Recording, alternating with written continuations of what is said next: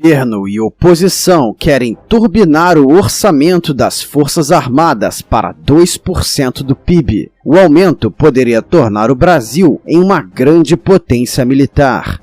O que as Forças Armadas conseguiriam comprar com este aumento no orçamento? Saiba tudo agora!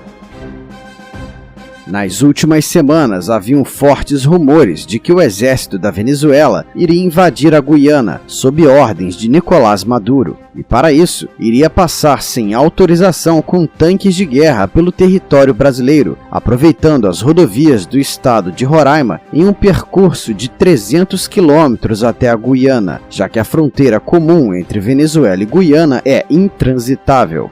Devido à ampla cobertura dada pela mídia especializada brasileira ao episódio, sejam sites especializados e canais do YouTube, ficou evidente e pareceu ser ponto pacífico que a guarnição do Exército Brasileiro em Roraima não tinha armamentos adequados e em quantidades suficientes, como carros de combate e mísseis anticarro, além de drones de ataque ou kamikazes, para se opor a uma força de centenas de tanques T-72 do Exército da Venezuela passando pelo lavrado de Roraima, bem como que o espaço aéreo da cidade de Boa Vista estava praticamente desprotegido aos caças Sukhoi Su-30 e aos drones de ataque venezuelanos, devido à ausência de um sistema de artilharia antiaérea de média altitude no Brasil, e a gigantesca distância da base aérea de Anápolis, onde estão os caças Gripen, para o possível teatro de operações, e que devido a isso, caso Maduro realmente tivesse esta ousadia, provavelmente o exército da Venezuela conseguiria passar por Roraima em uma operação relâmpago, e quando as Forças Armadas brasileiras mobilizassem reforços e os armamentos necessários provenientes de outras regiões do Brasil, já seria tarde demais. O vexame já teria ocorrido, pois ao chegarem a Roraima, as tropas de Maduro já teriam conseguido o objetivo de uma passagem rápida até a Guiana.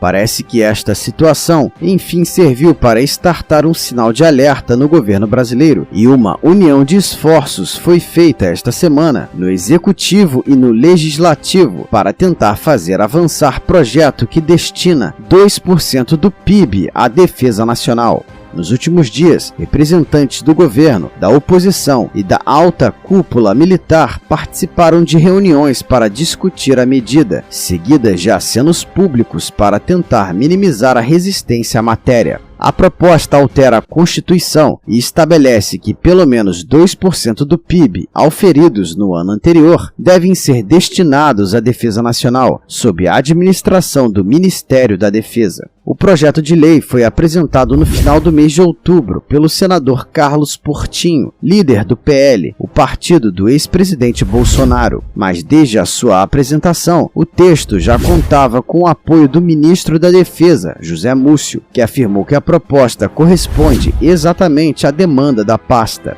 Desde então, ministro e autor têm mantido contato para fazer o projeto avançar. Além do ministro da Defesa, mas nenhum setor do governo brasileiro apoiava abertamente o projeto de lei. Ele era até chamado de PEC da oposição, mas isso era até aos acontecimentos recentes na fronteira norte, quando a coisa mudou totalmente de figura, e agora o projeto conta com o apoio de Lula e da maior parte dos seus ministros, com exceção do mais importante deles, aquele que tem as chaves dos cofres para viabilizar tecnicamente a proposta, Fernando Haddad, o ministro da Fazenda. Durante um almoço na última semana no comando da Marinha, o ministro José Múcio se referiu à proposta como a PEC da previsibilidade. No encontro, o comandante da Marinha, Almirante Olsen, lembrou que em sua primeira reunião com Lula, ainda durante a transição, que o presidente indicou ser favorável ao reaparelhamento das Forças Armadas.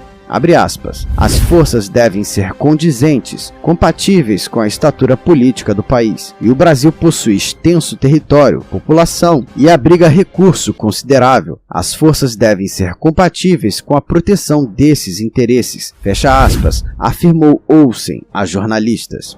O líder do governo no Senado e ex-ministro da Defesa, Jacques Wagner, do PT, também tratou com o autor da matéria e sinalizou ser favorável à proposta. Como uma forma de tirar o peso oposicionista do projeto, o senador Renan Calheiros, do MDB, aliado do Planalto, foi indicado por José Múcio para ser o relator. O nome ainda não foi oficializado, o que deve acontecer nos próximos dias. O próximo passo agora é fazer um trabalho de convencimento com o ministro da Fazenda, Fernando Haddad. De olho em cumprir a meta de zerar o déficit já no próximo ano, Haddad tem mostrado resistência à proposta de aumentar os gastos com as Forças Armadas e de engessar o orçamento. Já o senador Portinho declarou o seguinte sobre o projeto que apresentou, abre aspas, as pessoas precisam entender que não se trata apenas de defesa do território, muito embora há a possibilidade de guerra na nossa esquina. As forças atuam em operações de GLO quando tem tragédias e ainda há toda uma indústria que gera emprego. Isso demanda uma previsibilidade.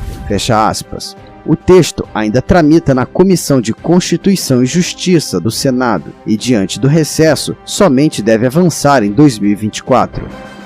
Atualmente, as Forças Armadas têm 122,8 bilhões de reais no orçamento anual. O montante significa apenas 1,3% do produto interno bruto, muito abaixo da média mundial, que está acima dos 2%. E destes 122,8 bilhões, apenas 36 milhões são voltados para a aquisição de armamentos. O restante é para custeio das Forças Armadas, como pagamento de salários, aposentadorias, transferências de oficiais, adicional de habilitação por cursos realizados, contas de água, energia, combustível e etc.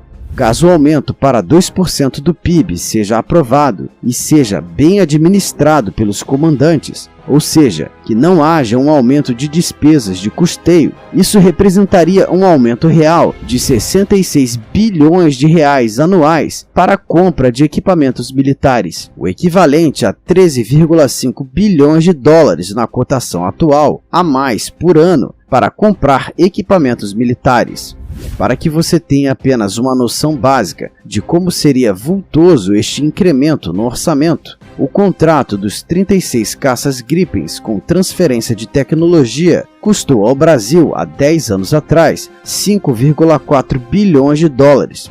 Ou seja, se aprovado o aumento para 2% do PIB, seria como se o Brasil pudesse, a partir de agora, comprar 72 Gripens por ano, ou 5 fragatas Tamandaré por ano, ou uma infinidade de tanques, drones ou artilharia antiaérea todos os anos. Uma capacidade de investimento que poderia colocar o Brasil, em pouquíssimos anos, como uma potência militar de escala global, e a reboque, gerando milhares de empregos e novas tecnologias na base industrial de defesa do Brasil. E um e-mail para o senador a qual votaram na última eleição, seja de direita, centro ou esquerda, e cobre que o mesmo vote a favor do projeto no próximo ano. Um forte abraço a todos e até a próxima missão!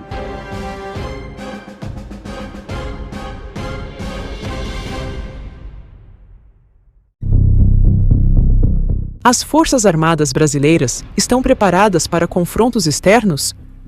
As recentes tensões na região de Essequibo reacenderam o debate sobre os gastos militares na América Latina. Lideranças brasileiras expressaram preocupação com o aumento da presença de forças externas na Amazônia, o que poderia reforçar o papel da força militar na região nos próximos anos.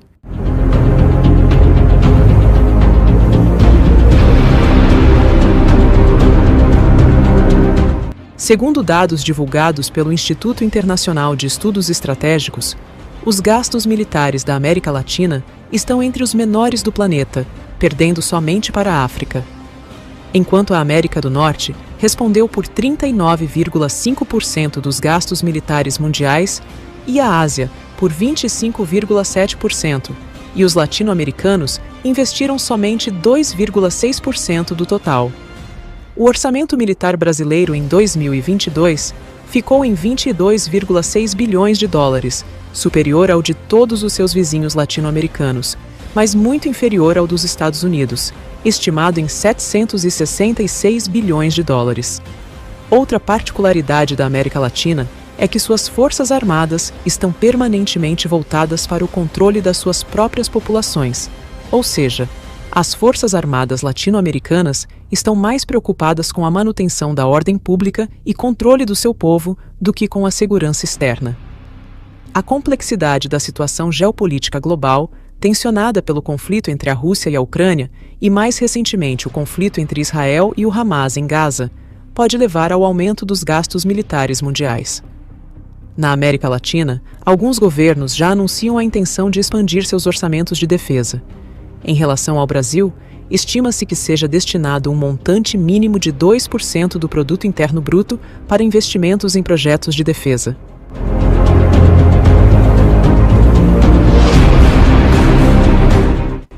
A liderança militar do Brasil na América Latina está longe de ser incontestáveis. Apesar de o contingente militar brasileiro ser muito superior aos de seus vizinhos, o país não lidera em quesitos como tecnologia de caças e de tanques de batalha.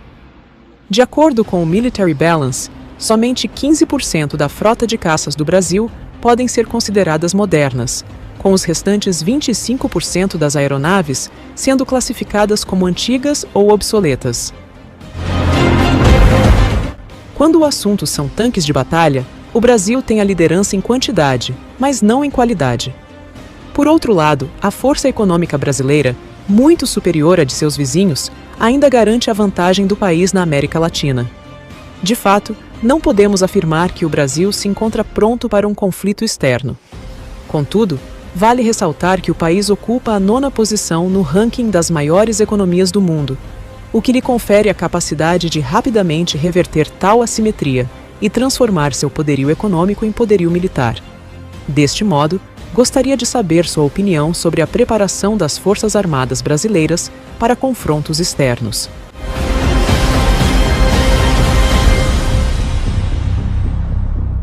Antes de realizar a pergunta, eu gostaria de convidar todos aqueles que ainda não se inscreveram no canal a se inscreverem e ativarem as notificações.